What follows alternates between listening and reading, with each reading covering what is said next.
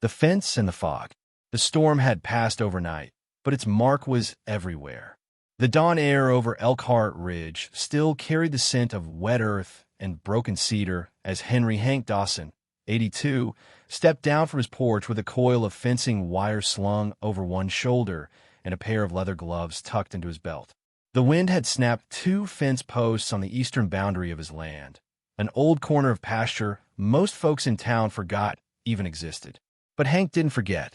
He'd been up since 4:30, the way he always had, rain or shine, war or peace. His gait was slower than it used to be, but every step still held purpose. The ground was soft beneath his boots, each step pressing down the dew into the soil. He worked in silence, wrapping and securing the wire with the steadiness of someone who'd spent a lifetime knowing that the little things, how tightly something is bound, how level it runs, mattered more than anyone gave credit for.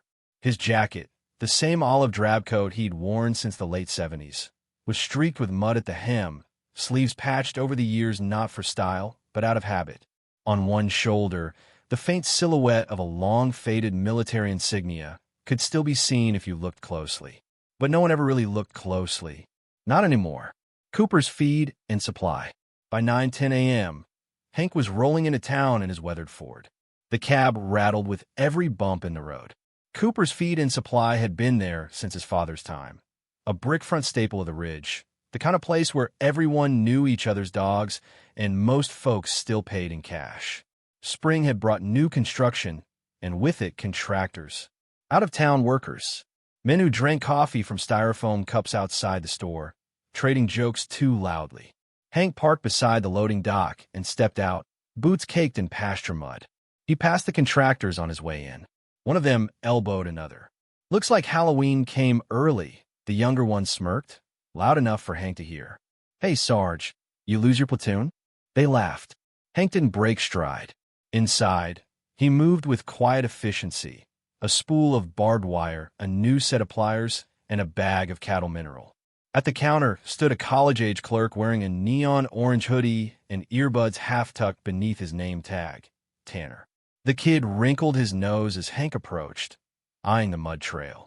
"Sir, you sure you're in the right place?" "Military surplus is down the highway," he said with a half-grin, gesturing vaguely southward. Hank said nothing. "Cool jacket, though," Tanner continued. "My granddad had one like it from Nam." Hank just placed his items on the counter and pulled a folded envelope from his coat pocket. Tanner rang up the purchase without urgency, clearly expecting a card. But Hank counted out exact change to the penny. When the receipt was offered, Hank declined. He nodded once, picked up his supplies, and turned to leave. Behind him, Tanner muttered to a coworker, probably one of those fake vets looking for sympathy. What the silence holds. Hank drove home the long way, through the back roads, the route that curved past Maple Hill Cemetery, where flags had begun appearing beside old headstones. He didn't look at them. His silence wasn't from bitterness. It wasn't sadness, either. It was habit. It was protocol. The kind of silence trained over decades. The kind that keeps secrets without ever labeling them as such. In his mind, things moved slowly now, but certain memories still arrived without invitation. The smell of red dust in the Central Highlands. The metallic click of a bolt in the dark. A voice panicked, calling for Hawk 1 through static, and then nothing. He pulled the truck into the barn and unloaded. By the time the sun cleared the oaks, Hank was back at the fence line. A joke sent to City Hall. That afternoon at Cooper's, Tanner leaned back on the counter, scrolling through his phone during a lull in customers. "Hey," he said to his buddy behind the stockroom door. "Did you see this Memorial Day nomination email? They're asking for veteran names. One from each generation." He grinned. "You know who we should nominate? That old guy. The Army costume farmer."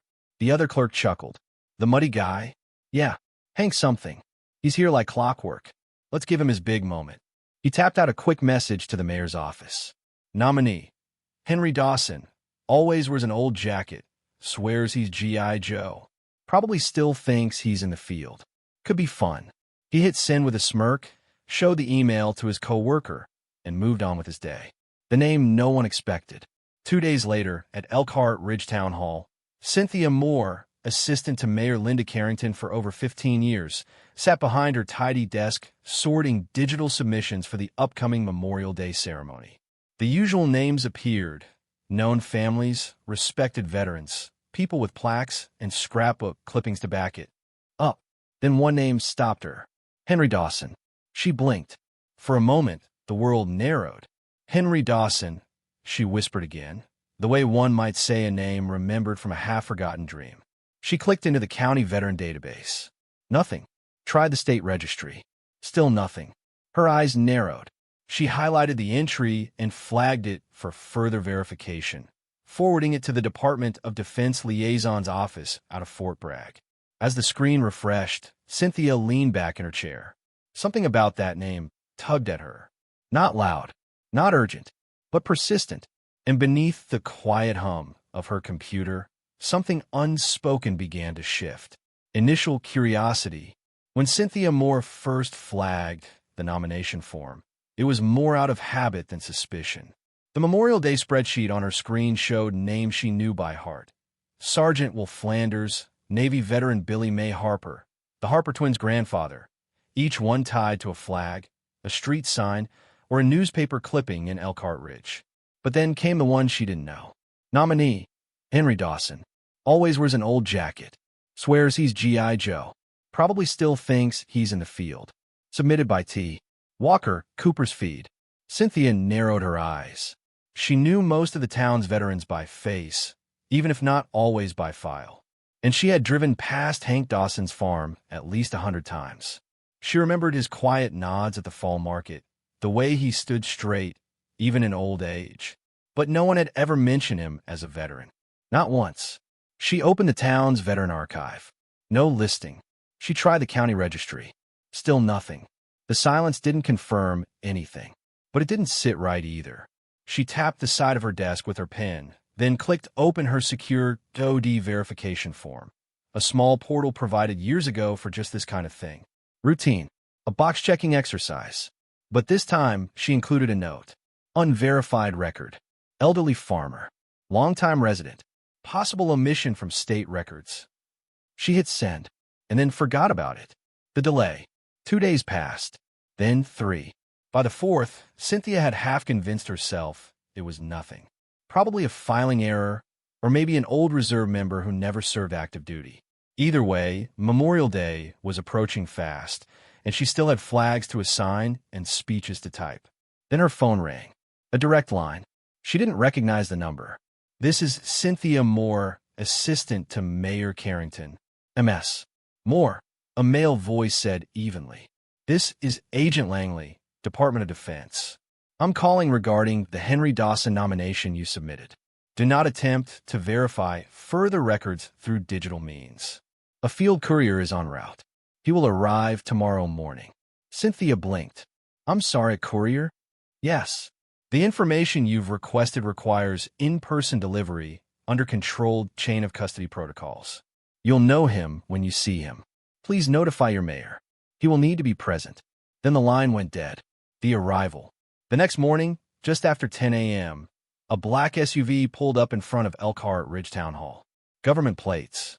No logos. The kind of vehicle you expect to see in documentaries, not parked beside MS. Penelope's Flower Boutique. A tall man in a charcoal suit stepped out. He carried a thin, reinforced black case, handcuffed to his wrist. Inside the building, Cynthia stood frozen, eyes locked on the seal, now visible on the case. Department of Defense. Executive access only. MS. More? The man asked politely. She nodded. Sign here. Chain of custody release. This document is for Mayor Carrington's eyes only. The courier unlocked the case, handed her a sealed envelope. Heavy, formal, crisp, and left without another word. When Cynthia brought it into the mayor's office, Linda Carrington looked up from her calendar, confused. What's this? I think. You need to read it, Cynthia said softly, placing the envelope on her desk like it was made of glass. Opening the file, the mayor sliced the seal open. Inside, a single sheet of paper. Most of it was redacted, thick black lines covering blocks of text. But the header was crystal clear. Operation Fireline Echo. Valor Citation, pending declassification. Medal of Honor recommendation, suppressed. Security level, presidential clearance required. Vault access, granted under emergency authorization. Mayor Carrington sat back, stunned. "Is this real?" she whispered. Cynthia had no answer. They sat in silence, the hum of the fluorescent light overhead the only sound. Then, the mayor's desk phone rang. She answered. "Mayor Carrington, this is Colonel McAllister, Office of Strategic Affairs at the Pentagon." "Yes, I just opened it." "Then you understand. Mr. Dawson is not to be approached directly. But I'm calling to brief you, off record." The mayor grabbed a pen. "What I'm about to say is not to be repeated beyond your office. Hank Dawson is one of the most decorated operatives in Cold War history, trained in multinational infiltration, asset recovery, and silent extraction. No file on him is fully open, not even to us, but we monitor his welfare. Quietly." Mayor Carrington felt the room tilt slightly. "We've never needed to recognize him. Until now. And if you're holding a Memorial Day ceremony, someone from our department will be attending. Mr. Dawson won't want it. He may not even acknowledge it. But we will." The meeting. Later that afternoon, the mayor gathered her Memorial Day planning committee. Her tone was different. This was no longer about small-town speeches or high school bands. "This year, one of our nominees is not who we thought," she said slowly. "He served in ways that most of us will never understand. We will treat his name with care." Cynthia looked around the room. A few volunteers glanced up from their notes. Mayor Carrington continued. "A Department of Defense liaison will be attending in person. You will not speak of this outside this room. You will not ask him questions. When we call his name, we will do it with the same reverence we give our fallen." She paused. Then, quietly, "The man lives less than a mile from here. Has for 40 years. You've probably passed his fence, his boots, his coat, his silence. And you've never known what stood beside you." Memorial Day morning. The air hung heavy with early sunlight and the scent of cut grass as the town of Elkhart Ridge stirred to life. Main Street had been swept twice. Folding chairs lined the square. Flags fluttered gently from porch rails and light poles. You could feel it in the way people spoke softly, how they nodded without words. Something about this Memorial Day felt different. On the outskirts of town, Henry Hank Dawson sat at the edge of his bed. His work boots were polished, not new, but clean. He wore the same jacket, the one he always had, pressed as best he could manage. The fabric still bore the scars of 100 seasons, and the shadow of an insignia only a few still recognized. He wasn't sure if he should go. He hadn't gone in years, not since they started reading names of the fallen and waving flags for faces they only remembered once a year. But as he stepped onto the porch, coffee cooling in one hand, he saw something that made him pause. A military SUV sat quietly just past his fence line. No sirens, no doors open, just presence. Waiting. It was an order. It was a nod, and that Hank understood. The ceremony begins. At 9:58 a.m., Mayor Linda Carrington stepped onto the podium, her note cards trembling slightly in the breeze. She scanned the square. Every seat filled. Children perched on shoulders. Veterans in their formal caps. Teachers standing with their classes. Contractors leaning against pickup beds at the back of the crowd. Behind the mayor, 4 black SUVs sat silently. A dozen men in full military dress stood nearby, rigid, precise. Whispers rippled through the crowd. Something was happening. Mayor Carrington adjusted the mic. "Good morning, Elkhart Ridge." The speakers crackled, then steadied. "Today, as every year, we gather to honor those who gave their lives in service to our country. But this year, we are also asked to acknowledge something we rarely see and often misunderstand: service that continues in silence." She stepped back, and Major General Royce Beckett stepped forward. The moment of recognition. General Beckett's uniform bore more ribbons than most people in town had seen in person. He didn't look like someone who visited small towns. He looked like someone who answered directly to men with maps and war rooms. But when he spoke, it was with gravity, not grandiosity. "Before we begin today's traditional remembrance," he said, I've been sent to deliver something long overdue." He unfolded a document. The crowd leaned in. "There is a man in your town whose name has never appeared on memorials, whose service was never photographed, whose operations remain classified, but whose actions, during a time of great uncertainty, protected more lives than you or I may ever know.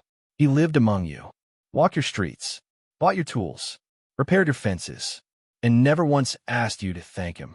He looked up. "That man is Henry Dawson." At the edge of the crowd, Hank stood. Every head turned. The contractors who had mocked him weeks earlier fell quiet, their arms slowly dropping to their sides.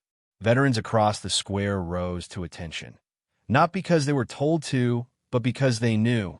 Hank stepped forward. He walked slow, not for effect, just because it took more effort these days. But he walked tall. The general met him at the steps and extended a presidential citation, signed, framed, official. Hank accepted it with both hands. He didn't bow. He didn't salute. He just nodded, eyes steady, and shook the general's hand with the firm grip of a man who'd held back helicopters with only his will. No speech, no smile, just a man being seen. At last, the reaction. Silence fell like snowfall. No applause, no music, only breath, held in reverence. A few elders placed hands over hearts. Others looked down, shame softening their expressions. Veterans saluted again, this time without command. In the back row, Tanner, the young clerk from Cooper's feed, stared at the ground, cheeks pale, mouth set. Some wiped tears. Some didn't dare blink.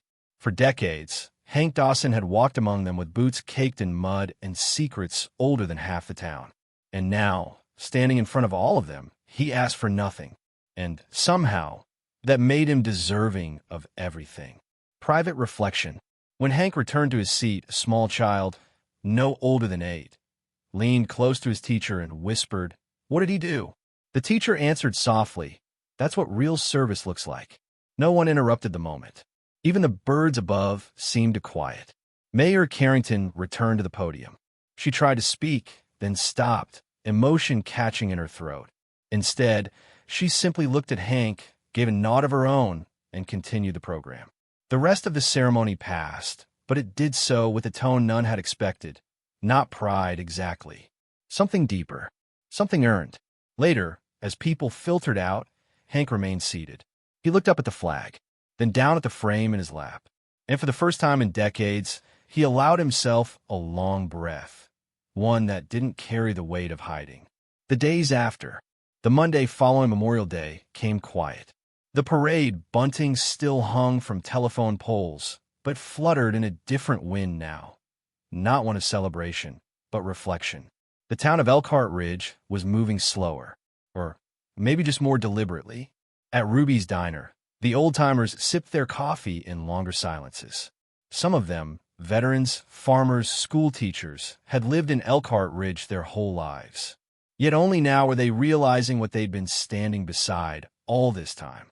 At the hardware store, customers no longer looked past Hank Dawson's name on the accounts ledger. They paused. They asked questions. They wondered aloud, why didn't we know? At Cooper's feed, no one laughed when Hank's jacket brushed against the display shelves. No one wrinkled their nose at the mud on his boots. People didn't forget the silence during the ceremony, the way every veteran had risen the moment his name was called. It wasn't the kind of moment you recover from. It was the kind of moment that stays with you and begins to reshape everything you thought you knew. The changes begin. It started quietly. The town council, without press or fanfare, voted to change the route of next year's Memorial Day parade. For the first time in 50 years, it wouldn't begin at City Hall. It would start at the edge of Dawson Farm, just beyond the eastern fence line Hank had repaired the morning before he walked into Cooper's feed and was laughed at. Then came the plaque, cast in bronze, set into a black granite base near the town square. To the one who walked quietly while others watched loudly. People stopped to read it. Some stayed longer than they intended. But the most visible change came from a place few expected, the Elkhart Historical Museum. It was Margaret, the museum's curator, who proposed it. "They're just boots," she told the council. "But they walked where the rest of us weren't allowed." No one objected. Hank never said yes. but he didn't say no either. Tyler's visit. The next Saturday, Tyler Walker, the young clerk from Cooper's, parked his old Chevy at the entrance to Dawson Farm. He stepped out holding nothing but a folded rag in one hand and nerves in the other. He didn't practice his apology. He tried. The words never came right. As he crossed the gravel, Hank appeared from behind the barn, dragging a post-hole digger across the ground. "Mr. Dawson," Tyler said. Hank looked at him. I wanted to say I'm sorry. For what I said. For how I acted." Hank said nothing. Just walked past him, then stopped and handed over the digger. "Rather have your hands and your words," he said. Tyler swallowed, then nodded, and followed. What the hands learn. They worked for nearly 2 hours along the eastern fence line. Tyler learned fast. The digger wasn't light, and the soil wasn't forgiving. His palms blistered by the 5th post. Hank didn't coddle him. He didn't correct. He just worked, steady, quiet, precise. Every now and then, he glanced back to make sure Tyler's post was level. But he never spoke unless it was needed. And, slowly, something shifted. The silence became rhythm. The rhythm became respect. When they finished, Hank handed Tyler a damp rag and nodded toward the boots sitting near the back steps, the same ones from Cooper's feed, still dusted with dried clay. Tyler knelt down and wiped them clean, not because he was asked to, because it felt right. The final gesture. 3 days later, Margaret met Tyler at the museum. He carried the boots carefully, as if they were something sacred. She took them with reverence. Together, they placed them inside a glass display, simple, undecorated, grounded in quiet dignity. Just above the case was a small brass plate. She asked if he wanted to read it aloud. He nodded, then said slowly, "These boots stood on soil will never be cleared to name." He didn't cry, but he didn't leave for a long time, either. Epilogue. A different kind of salute. On the following Thursday, Hank stepped back into Cooper's feed. The bell above the door rang as always. No one said much, but the moment he stepped in, every employee stood still. Even a new kid by the back freezer removed his cap. Not a performance, not an apology, just a recognition. And Hank, true to form, didn't linger. He picked up his fencing staples, paid an exact change, and turned to leave. But just before the door closed behind him, Tyler, now behind the counter, looked up and said quietly, "Thank you, sir." Hank paused, and for the first time in that store, he turned and nodded. It wasn't just a gesture. It was permission for the town to begin healing. Every Thursday, some things didn't change, not even after the ceremony. The plaque, or the story that passed through Elkhart Ridge like an echo, finally returned. Henry Hank Dawson still came to Cooper's feed and supply every Thursday morning. Same boots, same list written in pencil, same jacket, now patched with a quiet sense of pride. But now, when he stepped through the door, the room shifted. Clerks didn't greet him with noise. They nodded, slowly, respectfully. Some said, "Mornin', sir," the way one might address an old commander in peacetime. Veterans, when they spotted him in line, would straighten their backs. Not because he asked, but because it felt right. And every once in a while, a child would tug at their parent's sleeve and whisper, "That's him." Their parent would glance down, then nod. "Yes, that's him." Hank never said a word in response. He just picked up his fencing staples and seed feed, paid an exact change, and left through the same side door he always had. But his silence now held a different weight, not hidden, held. The unmarked visit. Every Memorial Day after that first, without fail, an unmarked black SUV would arrive at the edge of Dawson Farm, just after dawn. No announcement, no uniform salute. Just one man, always different, always in dress blues, would step out, remove his cap, and walk Hank's eastern fence line in full silence. Sometimes they'd exchange a nod. Once, Hank offered the man a coffee from the thermos on the porch railing. They didn't speak much, maybe a word or two, but the ritual mattered, not because of what it said, but because of what it remembered, that someone still knew. And that was enough. The boy in the boots. One spring, a third-grade class from Elkhart Elementary took a field trip to the town museum. They paused in front of a glass display. A pair of boots, still caked with red-brown soil, scuffed at the toes, one lace tied with a farmer's knot. The docent knelt beside them. "These belong to Henry Dawson," she said. He lived right here in Elkhart Ridge. But for a long time, no one knew what he had done. His missions were never recorded in books. His medals were never displayed. He didn't wear glory. A small boy with a cowlick raised his hand. What did he do? The docent smiled gently. He protected things we'll never be told. And when he came home, he fed the land he fought for. That night, the boy went home and drew a picture of a small house, a winding fence, and a man in a hat beside it. He wrote at the bottom, "Heroes Land, Mr. Dawson's Place." His mother kept it on the fridge all year. Hank's final ride. The news came quietly one autumn morning. Henry Dawson had passed in his sleep, peacefully. No hospital, no ceremony, just the slow stillness of a man who had nothing left to prove and no unfinished battles. He was 91. The funeral was to be private, per his request. No speeches, no cameras. But the town did not forget. By the time the hearse rolled out from Kennedy and Son's funeral home, the procession stretched the length of the county line. Riders from the Patriot Guard flanked the hearse. Farmers stood beside tractors on dirt roads.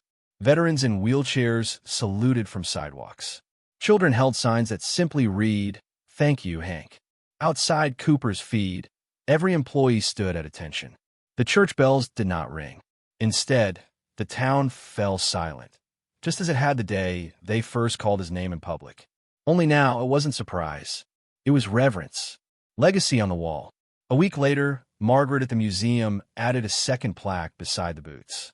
She had it carved without flourish. Just letters, worn brass, smooth edges. It read, "He never asked to be remembered, but we remember him anyway."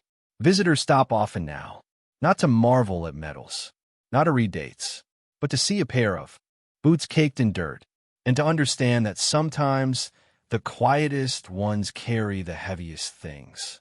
And so the town remembers, not with parades, but with nods, with silence, and with the knowledge that some heroes don't wear medals. They wear memory, and they walk among us until someone finally says, "Thank you." In a world growing louder by the minute, where people rush to broadcast their accomplishments, display medals, and demand recognition, the story of Henry Hank. What Hank Dawson teaches us about today. Dawson lands like a soft breath in the middle of a storm. Here was a man who lived in silence, carried out missions no one was ever allowed to speak of, and only when society was finally forced to look closer did they realize the weight he had carried all along. What makes Hank's story powerful isn't dramatics. It's the quiet truth. He never asked for anything. Not titles, not honors.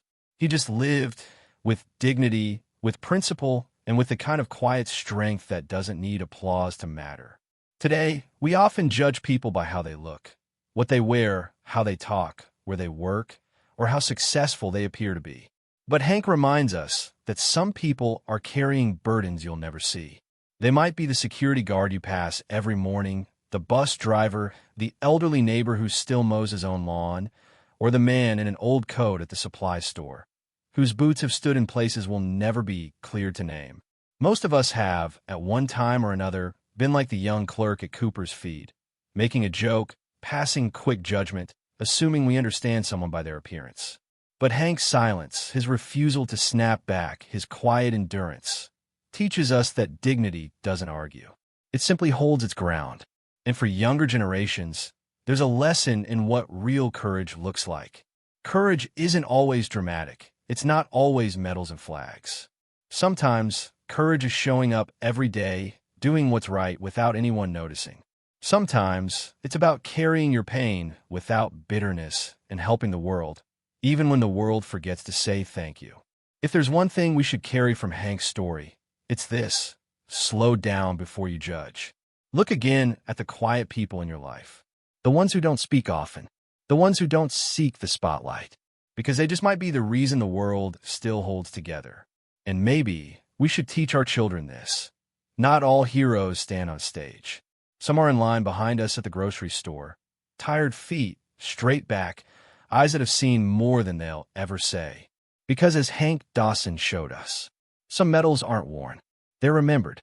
And the people who carry them, they walk beside us until someone finally says, "Thank you."